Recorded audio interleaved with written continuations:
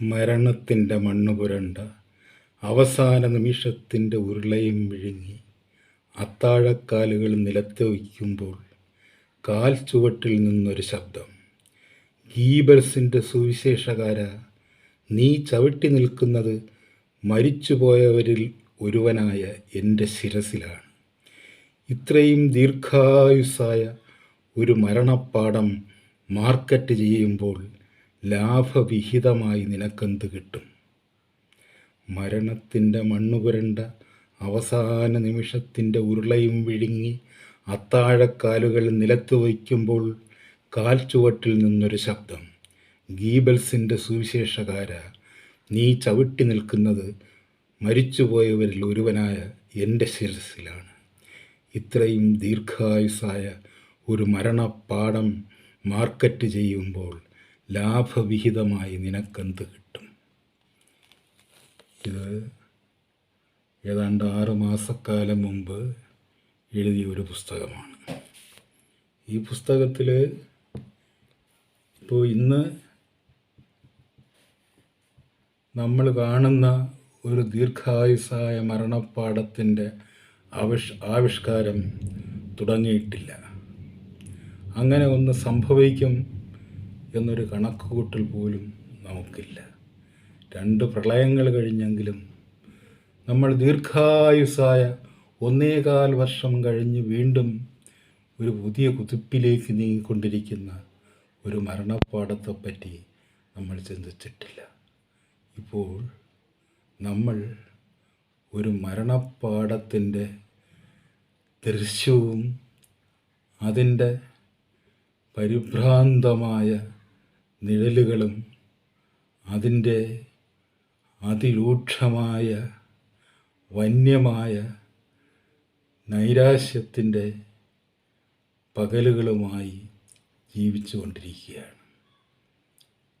അപ്പോൾ നമ്മെ സംബന്ധിച്ചിടത്തോളം ഇങ്ങനെ എഴുതുമ്പോൾ ഒരു ദീർഘായുസ്സായ മരണപ്പാടം എന്നെഴുതുമ്പോൾ തീർച്ചയായും ഇപ്പോൾ ഇതിലെ സുവിശേഷകാരൻ എന്ന് പറയുന്നത് ഭരണകർത്താവിൻ്റെ അടിയാളനായ മാധ്യമപ്രവർത്തകനെക്കുറിച്ചാണ്.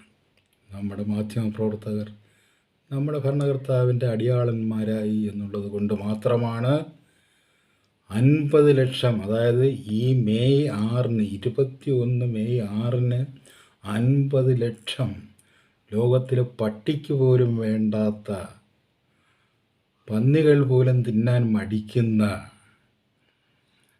ആൻറ്റിബഡീസ് ടെസ്റ്റ് 50 ലക്ഷം ഇങ്ങോട്ട് വില കൊടുത്ത് വാങ്ങിക്കൊണ്ടുവന്ന് അത് ജനങ്ങൾക്ക് മേൽ പരീക്ഷിക്കുന്ന ഒരു പ്രക്രിയ ആരംഭിക്കുന്നത്. അതിനെ നമ്മൾ 2ാം തരംഗം എന്നാണ് വിശേഷിപ്പിക്കുന്നത്. ഇതിൽ ഒരു പുതുമയില്ല. കാരണം ഞാൻ ഇന്നലെ പറഞ്ഞതുപോലെ ഇത് ഒരു ഇന്ത്യൻ അവസ്ഥയാണ്. അതായത് പരീക്ഷണങ്ങളുടെ കാര്യത്തിൽ US കഴിഞ്ഞാൽ 2ാം സ്ഥാനത്ത് നിൽക്കുന്ന ഇന്ത്യയിൽ എന്തുകൊണ്ട് ദിവസം പ്രതി ഈ മരണപ്പാടത്തിൻ്റെ ദൈർഘ്യം വർദ്ധിച്ചു കൊണ്ടിരിക്കുന്നു എന്നൊരു ചോദ്യമാണ് ലോകത്തെ അമ്പരപ്പിക്കുന്നത്. ലോകത്താർക്കും ഇത് മനസ്സിലാകുന്നില്ല. ഇപ്പോൾ US അങ്ങനെ ചെയ്തു എന്നൊക്കെ പറയുമ്പോഴത്തേക്ക് അവരുടെ ഈ മരണത്തിൻ്റെ റേറ്റ് വന്നു കഴിഞ്ഞപ്പോഴത്തേക്ക് ഒരാഴ്ചയ്ക്കുള്ളിൽ 856 പേരാണ് മരിക്കുന്നത്. ഒരാഴ്ചയ്ക്കുള്ളിൽ മരിക്കുന്നത്. അത് അവരുടെ പഴയ റേറ്റുമായിട്ടൊക്കെ തട്ടിച്ച് നോക്കുമ്പോഴത്തേക്ക് ഒന്നുമല്ല. അവരുടെ ഒരു ശരാശരി മരണം പോലും ആകുന്നില്ല. അത് തന്നെ അവരാരും തന്നെ 856 പേര് കോവിഡ് പിടിച്ച് മരിക്കുന്നവരാണെന്ന് അവർ പറയുന്നില്ല. ഡെത്ത്സ് ഇൻവോൾവിങ് കോവിഡ് കൂടി സഹകാരിയായിട്ടുള്ള മരണങ്ങളുടെ എണ്ണം അവിടെ 586 ഉള്ളൂ. നമ്മളിവിടെ ഒരു ദിവസം 3000-ഉം 4000-ഉം 5000-ഉം പേരെ അങ്ങനെ നിരത്തി കിടത്തി അവരുടെ നിലവിളികളും തീപിടുത്തങ്ങളും ആ തീപിടുത്തങ്ങളിലൂടെ വെന്തു വീഴുന്ന ശരീരങ്ങളുമെല്ലാം ഇങ്ങനെ നമ്മുടെ മനസ്സിനെ വേട്ടയാടിക്കൊണ്ടിരിക്കുമ്പോൾ നമ്മുടെ മരണപ്പാടം എന്ന് പറയുന്നത് ചരിത്രത്തിലെ ഏറ്റവും ഭീകരമായൊരു അഭ്യാസമാണ്. ഒരു പക്ഷേ ഒരു വലിയ മഹായുദ്ധത്തിൽ, നമ്മളിപ്പോൾ കുരുക്ഷേത്ര യുദ്ധത്തെപ്പറ്റി പറയുമ്പോൾ ഒരുപാട് പേരെ കൊന്നു വീഴ്ത്തുന്നു എന്നൊക്കെ നമ്മൾ കേട്ടിട്ടുണ്ട്. അശോകൻ്റെ കലിംഗ യുദ്ധത്തിൽ ഒരുപാട് പേരെ കൊന്നു വീഴ്ത്തുന്നു എന്നൊക്കെ നമ്മൾ കേട്ടിട്ടുണ്ട്. ഇപ്പോൾ ഐ സി എം ആർ രണ്ടാം തരംഗത്തിൽ ഇവിടെ ഒരു മരണപ്പാടം സൃഷ്ടിക്കുകയാണ്. അതിനുവേണ്ടിയാണ് അവർ പറഞ്ഞത്, ഇപ്പോൾ കോവിഡ് നെഗറ്റീവാണ് എന്ന് നിങ്ങൾക്ക് ഉത്തമ ബോധ്യമുണ്ടാകട്ടെ, അങ്ങനെ തെളിയിക്കപ്പെടട്ടെ, മറ്റ് രോഗങ്ങൾ കൊണ്ട് മരിച്ചതാണെന്ന് നിങ്ങൾക്ക് ഉറപ്പുണ്ടായിക്കൊള്ളട്ടെ, എന്താണ് മരണകാരണം എന്ന് വ്യക്തമല്ല എന്നിരിക്കട്ടെ, എന്തൊക്കെയായാലും ഈ മരണം കോവിഡ് കൊണ്ട് തന്നെയാണ് എന്ന് നിങ്ങൾ എഴുതേണ്ടി വരും എന്ന് ബോംബെയിലെ ഡോക്ടർമാരോട് ICMR പറയുമ്പോൾ, ഇവിടെ ഒരു ഇന്ത്യയിൽ ദീർഘായുസ്സായ ഒരു മരണപ്പാടത്തിൻ്റെ ഒരുക്കം നടന്നുകൊണ്ടിരിക്കുകയാണ് എന്ന് നമ്മൾ മനസ്സിലാക്കേണ്ടതായിട്ടുണ്ട്. അതുകൊണ്ടാണ് ലോകം ചോദിക്കുന്നത്, എന്തുകൊണ്ട് ഇന്ത്യയിൽ മാത്രം, മറ്റെല്ലായിടത്തും നിങ്ങളീ പറഞ്ഞുകൊണ്ടിരുന്ന ഒരു കോവിഡ്, അതൊരു ഫിക്ഷനോ മിത്തോ അത് റിയാലിറ്റിയോ ആകട്ടെ, അത് ലോകത്തുനിന്ന് പിൻവാങ്ങിക്കൊണ്ടിരിക്കുമ്പോൾ, അതിൻ്റെ അബദ്ധങ്ങൾ ആളുകൾ തിരുത്തിക്കൊണ്ടിരിക്കുമ്പോൾ, എന്തുകൊണ്ട് ഇന്ത്യയിൽ മാത്രം ഇപ്പോഴും ഈ മരണം കുതിച്ച് വ്യാപിച്ചു കൊണ്ടിരിക്കുന്നു എന്ന ആ ചോദ്യം ചരിത്രത്തിൽ വീണ്ടും വീണ്ടും ആവർത്തിച്ചു കൊണ്ടിരിക്കുകയാണ്.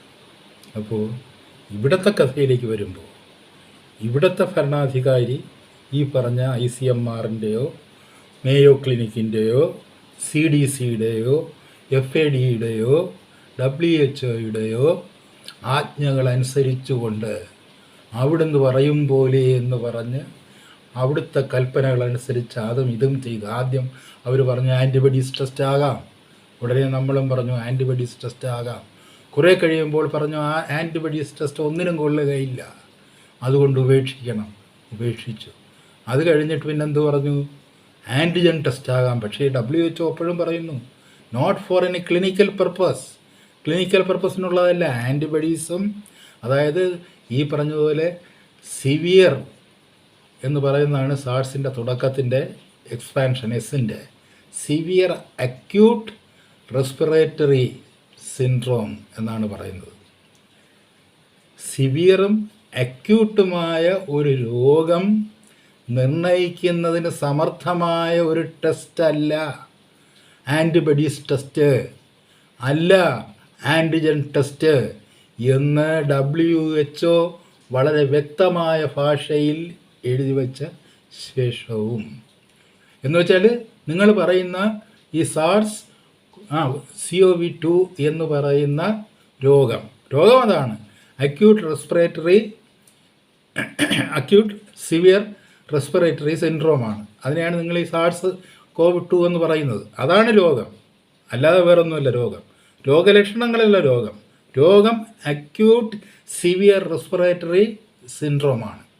അങ്ങനെ ഒരു രോഗം ഡയഗ്നോസ് ചെയ്യാൻ ശേഷിയുള്ള ഈ ടെസ്റ്റുകളല്ല ആൻറ്റിബോഡീസ് എന്നും, അതായത് നിങ്ങൾ പറയുന്ന COVID-19 എന്ന രോഗം ക്ലിനിക്കലായിട്ട് ടെസ്റ്റ് ചെയ്യാൻ ശേഷിയുള്ള ടെസ്റ്റുകളല്ല ആൻറ്റിബോഡീസ് എന്നും ഈ ആൻറ്റിജനെന്നും WHO-യും CDCയും പുരപ്പുറത്ത് കയറുന്നെന്ന് പറയുമ്പോഴാണ് നമ്മൾ ഇന്ത്യയിൽ അതിൻ്റെ വ്യാപാരം തകൃതിയായി നടക്കുന്നത്.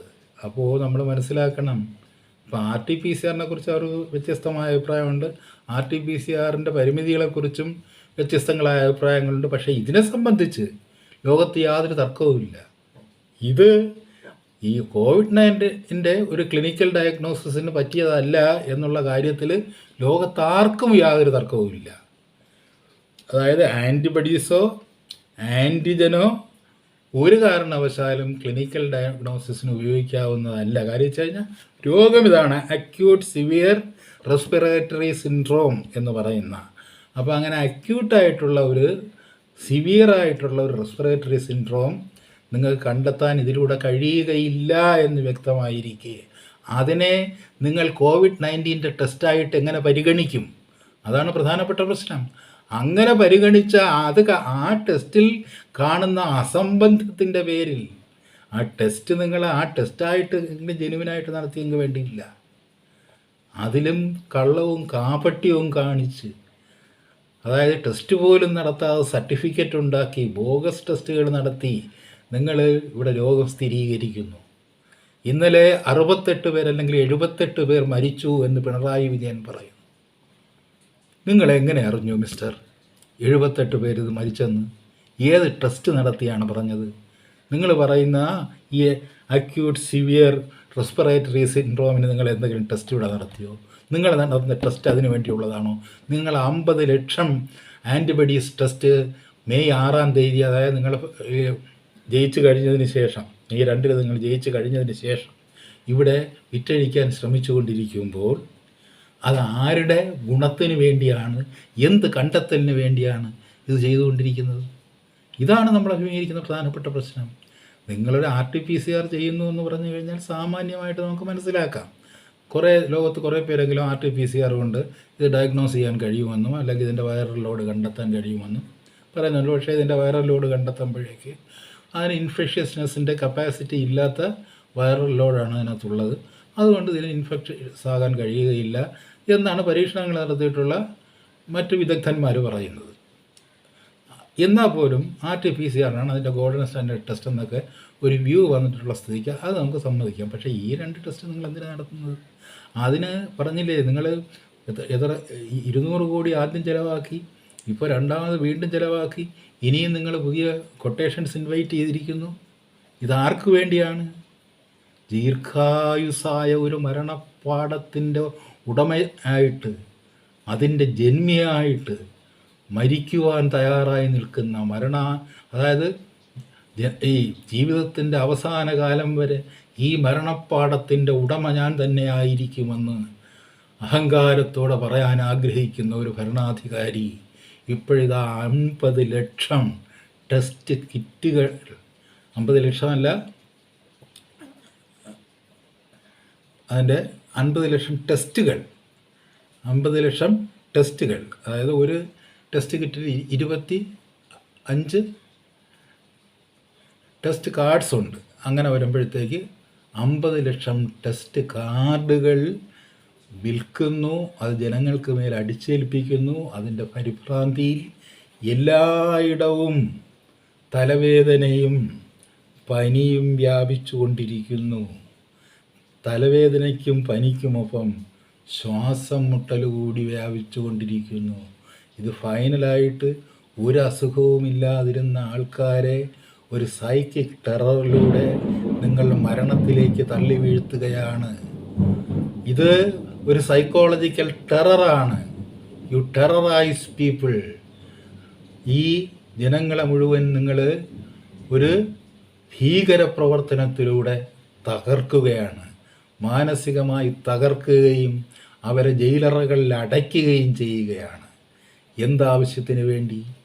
തുറന്നു വിട്ടാൽ ജീവിക്കുവാൻ കഴിയുമെന്ന് തെളിയിക്കുവാൻ കഴിയുന്ന മനുഷ്യരെ ഇങ്ങനെ തടഞ്ഞു നിർത്തി കൊല്ലാക്കല ചെയ്യുന്ന ഈ പ്രവർത്തനം, അതേ നിങ്ങൾക്ക് ഒരു ദീർഘായുസ്സായ മരണപ്പാടം സൃഷ്ടിക്കുവാൻ വേണ്ടിയുള്ള താല്പര്യത്തിൽ നിന്നുണ്ടായി വരുന്നതാണ്.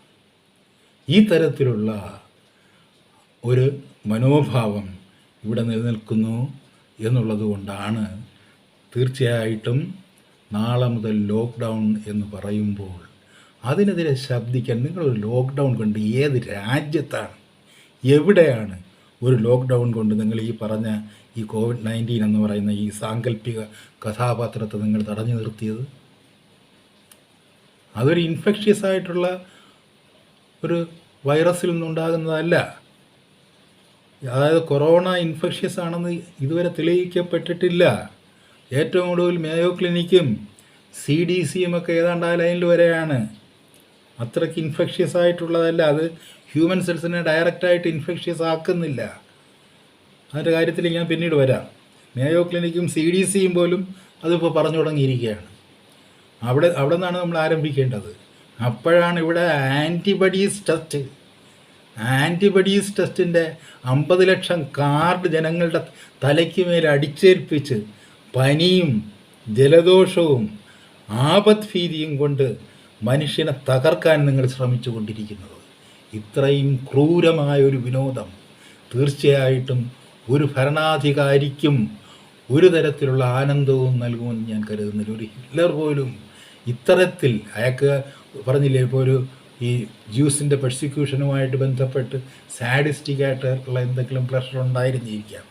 പക്ഷേ അതിനേക്കാൾ എത്രയോ നീചവും മനുഷ്യത്വരഹിതവുമായ ഒന്നാണ് നമ്മുടെ ഈ കേരളത്തിൽ മനുഷ്യനുമേൽ. നമ്മളൊന്ന് ആലോചിക്കുക. അതായത് ഒരു രോഗം കണ്ടുപിടിക്കാൻ സമർത്ഥമല്ല എന്ന് ഉറപ്പുള്ള, രോഗലക്ഷണങ്ങളെക്കുറിച്ച് മാത്രം ഈ അവിടെയും ഇവിടെയും തൊടാതെ വല്ലതും പറയാൻ കഴിയുന്ന ടെസ്റ്റുകൾ ഇങ്ങനെ കോടിക്കണക്കിന് രൂപ ചെലവഴിച്ച്, ഖജനാവിൽ നിന്ന് കോടിക്കണക്കിന് രൂപ ചെലവഴിച്ച് ഇവിടെ വരുത്തിക്കൊണ്ടുവരികയും എന്നിട്ട് അത് ജനങ്ങളുടെ മേൽ പരീക്ഷിക്കാൻ വേണ്ടി നിത്യം തോറും ജനങ്ങൾക്ക് മേൽ പരീക്ഷിച്ചിട്ട് അതുകൊണ്ട് പ്രയോജനമുണ്ടെന്ന് തെളിയിക്കാൻ വേണ്ടി, അതുകൊണ്ട് നിങ്ങൾക്ക് രോഗം സ്ഥിരീകരിക്കുന്നത് എങ്ങനെയാണ്? നിങ്ങൾ ഈ ഒരു ടെസ്റ്റ് നടത്തിയിട്ട് രോഗം എങ്ങനെയാണ് സ്ഥിരീകരിക്കുന്നത്? അതായത് സാഴ്സ് എന്ന് പറയുന്ന രോഗം സ്ഥിരീകരിക്കാൻ സമർത്ഥമല്ല ആൻറ്റിബഡീസ് ടെസ്റ്റ്. സാഴ്സ് എന്ന രോഗം സ്ഥിരീകരിക്കാൻ ചില ടെസ്റ്റുകൾ കൊണ്ട് തന്നെ, ഇപ്പോൾ RT-PCR ടെസ്റ്റ് കൊണ്ട് തന്നെ നിങ്ങൾക്ക് ഒരു ടെസ്റ്റ് നടത്തിയിട്ട് അതിനെ ഒരു കേസാണെന്ന് പറയാൻ പറ്റുകയില്ല, കോവിഡിൻ്റെ കേസാണെന്ന് പറയാൻ പറ്റില്ല, അത് വേറൊരു കാര്യം. പക്ഷേ ഈ രണ്ട് ടെസ്റ്റുകളും യാതൊരു കാരണവശാലും നിങ്ങൾ പറയുന്ന ഈ രോഗം സ്ഥിരീകരിക്കാൻ സമർത്ഥമല്ല. അങ്ങനെ ഇരിക്കെ ഈ രണ്ട് ടെസ്റ്റ് നടത്തിയിട്ട് നിങ്ങൾ എങ്ങനെയാണ് രോഗം സ്ഥിരീകരിക്കുന്നത്? നിങ്ങൾ എങ്ങനെയാണ് രോഗം സ്ഥിരീകരിക്കുന്നത്? ഏത് അർത്ഥത്തിലാണ്? നിങ്ങളിങ്ങനെ അസത്യം പറഞ്ഞാൽ നിങ്ങളുടെ പല്ലുകൾ തെറിച്ചു പോകും, അറിയാതെ പല്ലുകൾ തെറിച്ചു പോകും. ആരും അടിച്ചു തെറിപ്പിക്കുമെന്നല്ല പറഞ്ഞത്, അറിയാതെ നിങ്ങളുടെ പല്ലുകൾ തെറിച്ചു പോകും. കാര്യം ചില അസത്യത്തിന് ചില പരിമിതികളുണ്ട്, അസത്യത്തിൻ്റെ അക്രമത്തിന് ചില പരിമിതികളുണ്ട്. ആ അസത്യത്തിൻ്റെ അക്രമത്തിൻ്റെ പരിമിതികളെപ്പോലും ലംഘിച്ചുകൊണ്ട് നിങ്ങൾ 50,000 ടെസ്റ്റുകൾ കൊണ്ട് നിങ്ങൾ ദിവസം 35,000-വും 40,000-വും 42,000-വും പേർക്ക് രോഗം സ്ഥിരീകരിക്കുമ്പോൾ ഈ ടെസ്റ്റ് രോഗം സ്ഥിരീകരിക്കാനുള്ളതല്ല. ഈ ടെസ്റ്റ് കൊണ്ട് നിങ്ങൾക്ക് രോഗം സ്ഥിരീകരിക്കാനാവില്ല. ഈ ടെസ്റ്റ് കൊണ്ട് രോഗം സ്ഥിരീകരിക്കാനാവുമെന്ന് ലോകത്താരെക്കൊണ്ടെങ്കിലും പറയിപ്പിക്കാമെങ്കിൽ ലോകത്ത് ഒരാളെ കൊണ്ട് നിങ്ങൾക്ക് പറയിപ്പിക്കാനാകുമോ? ഈ ടെസ്റ്റ് കൊണ്ട്, ആൻറ്റിബഡീസ് ടെസ്റ്റ് കൊണ്ട് രോഗം സ്ഥിരീകരിക്കാനാവുമെന്ന്? അത് രോഗസ്ഥിരീകരണത്തിനുള്ളതല്ല. രോഗസ്ഥിരീകരണത്തിനുള്ള ഒരേ ഒരു ടെസ്റ്റ് ഇതുവരെ നിലവിലുള്ള RT-PCR മാത്രമാണ് എന്ന് RT-PCRൻ്റെ വക്താക്കൾ പറയുന്നു. അതിലും അഭിപ്രായ വ്യത്യാസമുണ്ട്, അത് പോട്ടെ. പക്ഷേ ഇത് യാതൊരു കാരണവശാലും അതിന് സമർത്ഥമല്ല എന്നിരിക്കെ, ഒരു അക്യൂട്ടായിട്ടുള്ളൊരു കേസിന് ഇത് സമർത്ഥമല്ല എന്നിരിക്കെ, നിങ്ങൾ ആരാണ് അക്യൂട്ട് ആയിട്ടുള്ള ഈ സിൻഡ്രോമിന് വിധേയനായിരിക്കുന്നതെന്ന് കാണാൻ ഇതിലൂടെ കഴിയില്ല എന്നിരിക്കെ നിങ്ങൾ എങ്ങനെയാണ് രോഗം സ്ഥിരീകരിക്കുന്നത്? നിങ്ങൾ ജനങ്ങളെ ആശുപത്രികളിലേക്ക് തള്ളിക്കയറ്റി അരാജകത്വമുണ്ടാക്കി, അവിടെ ജനങ്ങൾക്ക് സഫക്കേഷൻ ഉണ്ടാക്കി, ജനങ്ങൾക്ക് ശ്വാസം മുട്ടുണ്ടാക്കി, ജനങ്ങളെ മുഖം മൂടിക്കൊണ്ട് വരിഞ്ഞു കെട്ടി നിങ്ങൾ ജനങ്ങളെ ഏറ്റവും കൂടുതൽ ഇപ്പോൾ പറഞ്ഞില്ല, ഒരാഴ്ചക്കാലം നിങ്ങൾ ജനങ്ങളെ തടവിലിടാൻ തീരുമാനിച്ചിരിക്കുകയാണ്. ഇന്ദിരാഗാന്ധി പോലും ചെയ്തിട്ടില്ല. അടിയന്തരാവസ്ഥക്കാലത്ത് എനിക്കും നിങ്ങൾക്കും സാധാരണക്കാർക്കും വീട്ടിന് പുറത്തിറങ്ങി സഞ്ചരിക്കാമായിരുന്നു. പിണറായി വിജയന് പോലും രാഷ്ട്രീയമായി ഇന്ദിരാഗാന്ധിയെ എതിർക്കുന്നവർക്ക് പോലും ഈ ഒരു ദുരവസ്ഥ നേരിട്ടിട്ടില്ല. തടങ്കൽ പാളയത്തിൽ ജീവിക്കുക എന്ന് പറയുന്ന അവസ്ഥ. രണ്ടാമത്, ഈ ലോക്ക്ഡൗൺ കൊണ്ട് നിങ്ങൾക്കത് നിയന്ത്രിക്കാനാവില്ല. കാരണം ഇല്ലാത്ത ഒരു രോഗം ഒരു ലോക്ക്ഡൗൺ കൊണ്ട് ആരും നിയന്ത്രിച്ചിട്ടില്ല, നിയന്ത്രിക്കാൻ കഴിയുകയുമില്ല. അതിലൂടെ നിങ്ങൾക്ക് രോഗം ഉൽപ്പാദിപ്പിക്കാൻ കഴിയും. ഒരു ലോക്ക്ഡൗണിലൂടെ നിങ്ങൾക്ക് രോഗം ഉൽപ്പാദിപ്പിക്കാൻ കഴിയും. അത് പറയുമ്പോൾ ഞാൻ എടുത്തു കാണിക്കുന്നത്, ഇന്നിപ്പോൾ കുറേ കോവിഡ് മരണങ്ങളുടെ റിപ്പോർട്ടുണ്ട്. ആ കോവിഡ് മരണങ്ങളുടെ പശ്ചാത്തലത്തെപ്പറ്റി അതിലൊന്നും പറയുന്നില്ല. എന്തുകൊണ്ടാണ് ഈ മരണങ്ങൾ കോവിഡ് മരണങ്ങൾ എന്ന രീതിയിൽ സ്ഥിരീകരിക്കപ്പെട്ടത്? എന്തിൻ്റെ അടിസ്ഥാനത്തിലാണ്? നിങ്ങളൊരു ആൻറ്റിബഡീസ് ടെസ്റ്റ് നടത്തി ഒരു പോസിറ്റീവ് ആണെന്ന് കണ്ടു കഴിഞ്ഞാൽ അയാൾ എന്തെങ്കിലും മറ്റു രോഗത്തിൻ്റെ ആ സമ്മർദ്ദത്തിൽ മരിക്കുകയാണെന്നുണ്ടെങ്കിൽ നിങ്ങളതിനെ കോവിഡ് എന്ന് വിളിക്കൂ? നിങ്ങൾ എന്തർത്ഥത്തിലാണ് ഈ കോവിഡ് മരണങ്ങൾ എന്ന് പറഞ്ഞ് റിപ്പോർട്ട് ചെയ്യുന്നത്? ഇപ്പോൾ ഡൽഹിയിൽ കോവിഡ് ബാധിച്ച് മരിച്ചു റിപ്പോർട്ട് വരുന്നത് അങ്ങനെയാണ്. അതാണ് ഞാൻ പറഞ്ഞ ബോംബെയിലെ ആൾക്കാർ പറഞ്ഞത്, ബോംബെയിലെ ഡോക്ടേഴ്സ് പറഞ്ഞത് ഇത് അസംബന്ധമാണ്, ഞങ്ങളിത് അംഗീകരിക്കാൻ തയ്യാറല്ല എന്ന് ഡൽഹിയിലെ ഡോക്ടർമാർ പറയുന്നു. നമ്മൾ മനസ്സിലാക്കുക. അങ്ങനെ ആ മരണങ്ങൾക്കിടയിൽ ഒരു 3 മരണങ്ങൾ കൂടി റിപ്പോർട്ട് ചെയ്തിട്ടുണ്ട്. ആ 3 മരണങ്ങൾ കൂടി ഞാൻ നിങ്ങളെ ശ്രദ്ധയിൽപ്പെടുത്തുകയാണ്. യുവാവ് വീട്ടിനുള്ളിൽ തൂങ്ങി മരിച്ച നിലയിൽ, യുവാക്കന്മാർ ഇന്നല്ല എന്നും എക്കണോമിക് ഡിപ്രഷൻ്റെ കാലത്ത് വിശേഷിച്ചും തൂങ്ങി മരിച്ച നിലയിൽ കാണപ്പെടാറുണ്ട്. പക്ഷേ ഈ ഒരു പ്രത്യേക സാഹചര്യത്തിൽ, ഭീതിജനകമായ സാഹചര്യത്തിൽ ഒരു യുവാവ് തൂങ്ങി മരിക്കുമ്പോൾ അതിന് ഭരണവ്യവസ്ഥ അതിനോട് മറുപടി പറയേണ്ടതായിട്ടുണ്ട്. അയാൾക്കൊരു സൈക്കിക് ഡിസോർഡർ ഉണ്ടെന്നോ അല്ലെങ്കിൽ അയാളൊരു പ്രത്യേക കേസാണെന്നോ ഒരു സൈക്കോളജിക്കൽ കൗൺസിലിംഗ് വേണമായിരുന്നെന്നോ അയാളുടെ സാമ്പത്തിക പരിസ്ഥിതി എന്തായിരുന്നെന്നോ ഉള്ളതല്ല. നിങ്ങൾ ഇന്ന് ഈ സംസ്ഥാനത്ത് പടർത്തിവിട്ടിരിക്കുന്ന ഭീതിജനകമായ അന്തരീക്ഷത്തിൻ്റെ ആ ഒരു ബലിയാടാണോ ഈ തൂങ്ങിമരണം എന്നുള്ളതിനെ പറ്റിയാണ് നമ്മൾ അന്വേഷിക്കേണ്ടത്. അതിന് താഴെ ക്ഷേത്രക്കുളത്തിൽ മരിച്ച നിലയിൽ, വയോധികനാണ്, വയോധികൻ ക്ഷേത്രക്കുളത്തിൽ മരിച്ച നിലയിൽ. അതിനും താഴെ വിദ്യാർത്ഥിയെ വീടിൻ്റെ ടെറസിൽ മരിച്ച നിലയിൽ കണ്ടെത്തി. ഒരുപക്ഷേ ഈ വിദ്യാർത്ഥിയുടെ മരണത്തിന് കാരണം നമ്മൾ ഈ പറഞ്ഞതുപോലെ ഓൺലൈൻ ക്ലാസ്സുകൾ ഉണ്ട്. ഇപ്പോൾ ഓൺലൈൻ ക്ലാസ്സുകളിൽ നമ്മൾ സാധാരണ ക്ലാസ്സുകളിൽ കുട്ടികളിരിക്കുമ്പോഴത്തേക്ക് അധ്യാപകർ പറയുന്നതൊന്നും മനസ്സിലാക്കിയില്ലെങ്കിലും കുറച്ച് നേരം കേട്ടിരുന്നിട്ട് പുറത്തിറങ്ങി കഴിഞ്ഞിട്ട് കുട്ടികളുമായിട്ട് കളിക്കുമ്പോഴത്തേക്ക് അവരുടെ ടെൻഷൻ അങ്ങ് പോകും. പക്ഷേ ഈ ഓൺലൈൻ ക്ലാസ്സുകളിൽ ഇരിക്കുന്ന കുട്ടികളെ സംബന്ധിച്ചിടത്തോളം അവരും അധ്യാപകരും തമ്മിലുള്ള ആ ഗർത്തം, ആ സ്പേസ് അവർക്ക് അവരുടെ ചോദ്യങ്ങൾ കൊണ്ട്, ഉത്തരങ്ങൾ കൊണ്ട് അവർക്ക് ഇല്ലാതാക്കി തീർക്കാൻ കഴിയില്ല. അപ്പോൾ ആ തരത്തിൽ ഇങ്ങനെ ഒരു ഒറ്റപ്പെടലിൻ്റെ അവസ്ഥയിൽ ഈ പറഞ്ഞില്ലേ, ഒരു കൊച്ചുകുട്ടി 11 വയസ്സുകാരൻ ടെറസിൽ മൊബൈൽ ഫോണുമായി പോയ കുട്ടിയെ ഏറെ നേരമായി കാണാതിരുന്നത് കൊണ്ട് തുടർത്തിയ അന്വേഷണത്തിലാണ് ടെറസിൽ സ്ഥാപിച്ചിരുന്ന സോളാർ പാനലിന് സമീപം മൃതദേഹം കണ്ടെത്തിയത്. മരണകാരണം വ്യക്തമല്ല. അപ്പോൾ ഈ 3 മരണങ്ങളുടെ കാര്യം കൂടി നിങ്ങളുടെ മുമ്പിൽ ഞാൻ അവതരിപ്പിക്കുന്നത്, ഈ കോവിഡ് മരണങ്ങളെക്കുറിച്ച് നമ്മൾ കേട്ടു, ഈ 3 മരണങ്ങളെക്കുറിച്ച് നമ്മൾ കേട്ടു. മരണങ്ങൾ ദിവസം 68ഉം 78ഉം കോവിഡിൻ്റെ പേരിൽ എഴുതപ്പെടുകയാണ്, എഴുതി ചേർക്കപ്പെടുകയാണ്. എന്നിട്ടും നമ്മൾ അതിജീവിക്കുന്നു. അതിൻ്റെ കൂട്ടത്തിൽ ഇന്ന് വന്നിരിക്കുന്ന ഹൈക്കോടതിയിൽ നിന്ന് വന്നിരിക്കുന്ന വിമർശനം കൂടി നമ്മൾ കേൾക്കണം. നമ്മൾ ഏത് യുഗത്തിലാണ് ജീവിക്കുന്നത്? നമ്മൾ സോഷ്യലിസം, കമ്മ്യൂണിസം എന്നൊക്കെ പറഞ്ഞുകൊണ്ടിരിക്കുന്ന ഒരു രാജ്യമാണ്. നമ്മൾ 1957 ഒരു വിദ്യാഭ്യാസ ബില്ലും കാർഷിക ബില്ലും കൊണ്ടുവന്നിട്ട് ഫീസ് ഏകീകരണത്തിന് വേണ്ടി, അതായത് തുല്യവേതനം ഈ സ്വകാര്യ സ്കൂൾ അധ്യാപകർക്കും ഗവൺമെൻറ് സ്കൂൾ അധ്യാപകർക്കും തുല്യവേതനം എന്ന് പറയുന്ന പാരിറ്റി എന്ന് പറഞ്ഞ ഒരു പ്രിൻസിപ്പിളിന് വേണ്ടി സമരം ചെയ്തവരാണ്.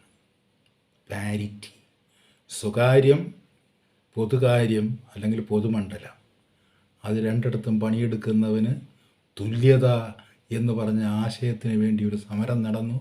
ആ ആശയത്തിന് വേണ്ടിയുള്ള സമരം വിജയിക്കുകയും ചെയ്തു. ഇന്നിപ്പോൾ ആശയത്തിന് വേണ്ടി സമരം ചെയ്ത ആ അധ്യാപക സംഘടനകളൊക്കെ ഈ പറഞ്ഞില്ലേ, ഇതിൻ്റെ ഈ കഴുത്തിൽ ചങ്ങലയിട്ട നന്നായി കുരയ്ക്കുന്ന ഒരു വിഭാഗമായി മാറിയിട്ടുണ്ട്.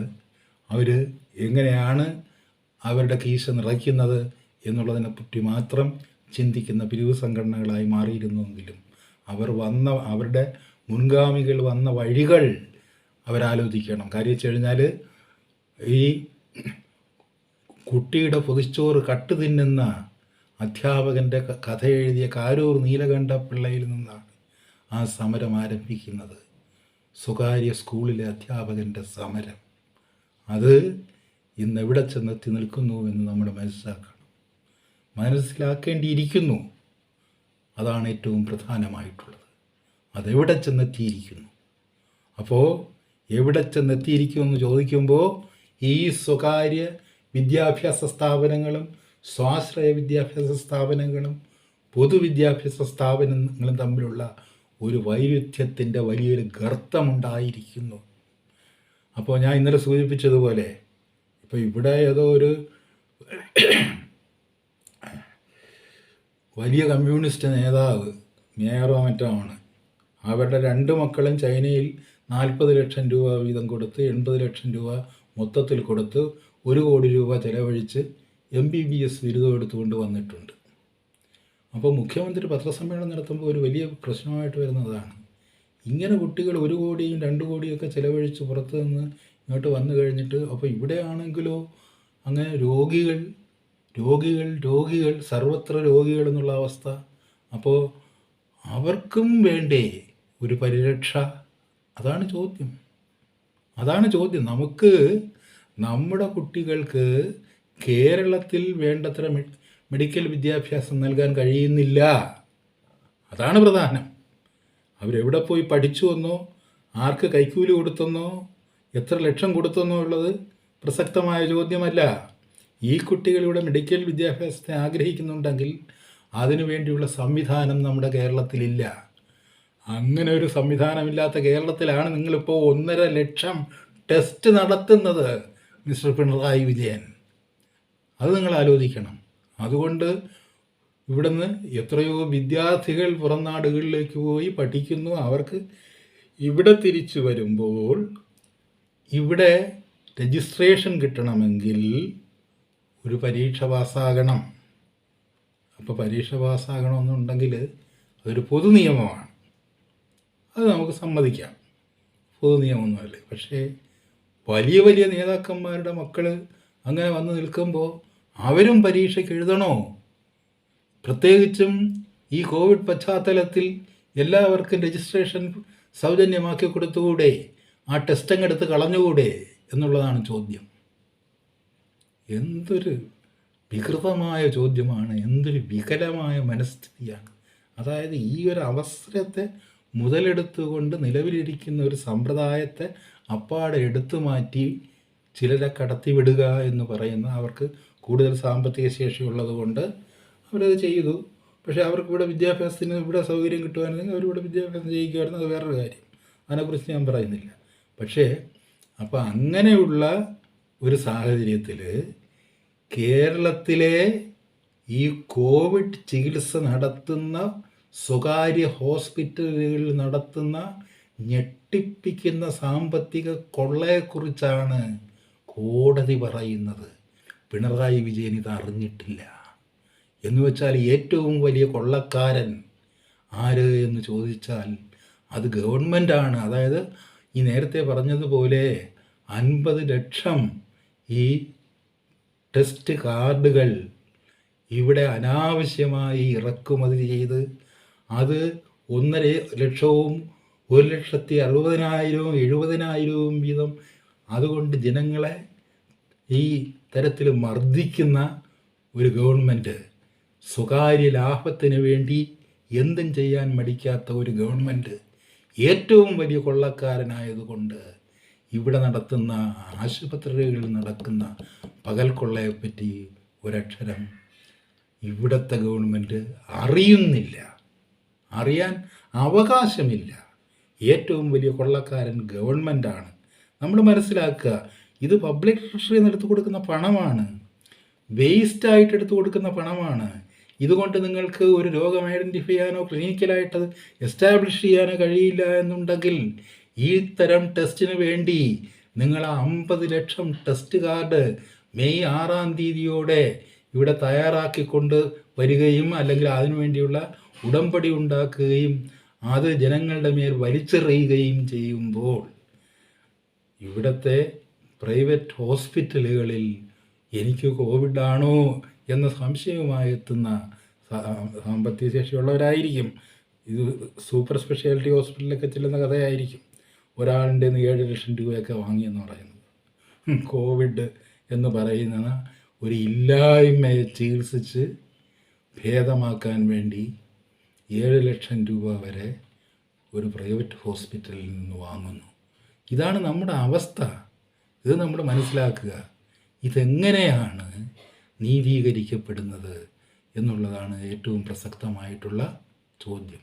ഒരു ഭാഗത്ത് ഏറ്റവും വലിയ കൊള്ളക്കാരനായ ഗവൺമെൻറ് ജനങ്ങളുടെ പോക്കറ്റടിച്ച്, എവിടെയാണ് ഈ ട്രഷറിയുടെ ഇതെന്ന് പറഞ്ഞാൽ നമ്മളെ പണയപ്പെടുത്തി എടുക്കുന്ന കടം ഇനി വരാനിരിക്കുന്ന തലമുറയിലെ ഓരോ കുട്ടിയുടെയും കഴുത്തിൽ നിങ്ങൾ ഋണഭാരത്തിൻ്റെ ഒരു വലിയ കുരുക്ക് തീർത്ത് വെച്ചിട്ട് ഇനി ഒരു ഭാവി തലമുറ വേണ്ട എന്നുള്ള നിശ്ചയത്തോടെ ഒരു മരണപ്പാടത്തിൻ്റെ മധ്യത്ത് നിന്നുകൊണ്ട് ഇനിയും മരിക്കട്ടെ മരിക്കട്ടെ, മരിച്ചവരുടെ സംഖ്യ അങ്ങനെ ക്രമാതീതമായി ഉയർന്നുകൊണ്ടിരിക്കട്ടെ എന്നാഗ്രഹിക്കുന്ന ഒരു ഭരണകർത്താവ് നിങ്ങളെ ഞാൻ കൂട്ടിലടച്ചിടുമെന്നും അവസാനം കൂട്ടിൽ നിന്ന് പുറത്തു വിടുമ്പോൾ എനിക്ക് പറയാൻ കഴിയണം, ഇല്ലായ്മ, ഈ ഇല്ലായ്മ എന്ന് പറയുന്നൊരു രോഗമുണ്ടല്ലോ, രോഗമില്ലായ്മ ഞാൻ ഇല്ലാതാക്കി കഴിഞ്ഞിരിക്കുന്നു, ഇല്ലാത്ത രോഗം ഞാൻ ഇല്ലാതാക്കി കഴിഞ്ഞിരിക്കുന്നു. നിങ്ങളെ ബന്ധനസ്ഥരാക്കിയത് കൊണ്ടുള്ള ഗുണമാണത്. അതായത് ഇങ്ങനെ ഒരു രോഗമില്ല, അത് നമുക്ക് വളരെ പ്രകടമാണ്. കാര്യം വെച്ചാൽ ഇപ്പോൾ വരുന്ന കണക്കുകൾ നമ്മളൊന്ന് എടുത്ത് നോക്കുക. ഇപ്പോൾ ദിവസം നിങ്ങൾ 1.5 ലക്ഷം, ഇപ്പോൾ 27.5 പോസിറ്റിവിറ്റി റേറ്റ്. പോസിറ്റിവിറ്റി റേറ്റ് എന്ന് പറഞ്ഞു കഴിഞ്ഞാൽ ഇവിടെ മരണസ്ഥിരീകരണ റേറ്റാണ്, പോസിറ്റിവിറ്റി റേറ്റല്ല. മറ്റുള്ള രാജ്യങ്ങളിൽ അതിന് പോസിറ്റിവിറ്റി റേറ്റ് എന്ന് പറയും, ഇവിടെ മരണസ്ഥിരീകരണ റേറ്റാണ്. അപ്പോൾ ഇത്ര ശതമാനം പേർക്ക് മരണം സ്ഥിരീകരിച്ചു എന്നാണ് ഇവിടെ 1,61,000 പേരെ പരീക്ഷിക്കുമ്പോഴത്തേക്ക് മരണം സ്ഥിരീകരിക്കുന്നത് നിങ്ങൾ 42,000 പേർക്കാണ്. 42,000 പേർക്ക് നിങ്ങൾ മരണം സ്ഥിരീകരിച്ചു. 42,000 പേർക്ക് മരണം സ്ഥിരീകരിക്കുമ്പോൾ അതിൻ്റെ താഴെ ഇന്നത്തെ രോഗമുക്തിയുടെ കണക്ക് 27,000. അതെങ്ങനെയാണ് 27,000 പേര് പെട്ടെന്ന് രോഗമുക്തരാകുന്നത്? അത് സാധ്യമല്ലല്ലോ,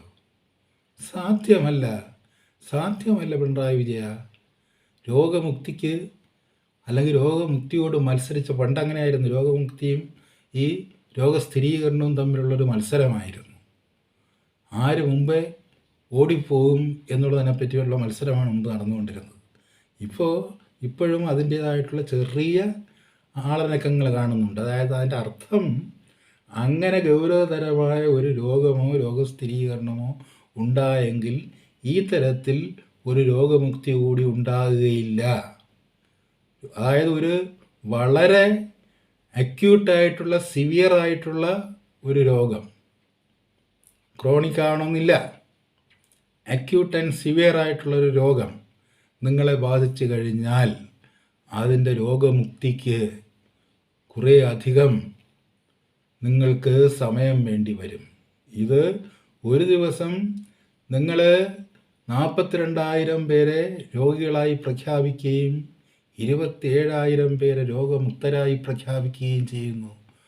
അപ്പോൾ അതുകൊണ്ട് അരിശം തീരാഞ്ഞിട്ടാണ് ഇനി നിങ്ങൾ ലോക്ക്ഡൗൺ കൂടി പ്രഖ്യാപിക്കുന്നത്. ലോക്ക്ഡൗൺ പ്രഖ്യാപിച്ചതിന് ശേഷമാണ്, അതായത് ഇപ്പോൾ നമുക്കറിയാം ലോക്ക്ഡൗണിന് സമാനമായൊരു സ്ഥിതിവിശേഷത്തിലേക്ക് കേരളത്തെ കൊണ്ടുപോയതിന് ശേഷമാണ് ഓരോ ദിവസത്തെയും രോഗം ഇങ്ങനെ വർദ്ധിച്ച് കൊണ്ടിരിക്കുന്നത്. നമുക്കറിയാമല്ലോ.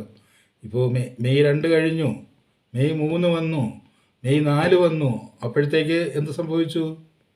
നമ്മൾ ലോക്ക്ഡൗണിന് സമാനമായൊരു സ്ഥിതിവിശേഷത്തിലേക്ക് കേരളം മാറിയതിന് ശേഷം ദിനം പ്രതി രോഗസ്ഥിരീകരണവും രോഗികളുടെ മരണവും വർദ്ധിച്ചുകൊണ്ടിരിക്കുകയാണ്.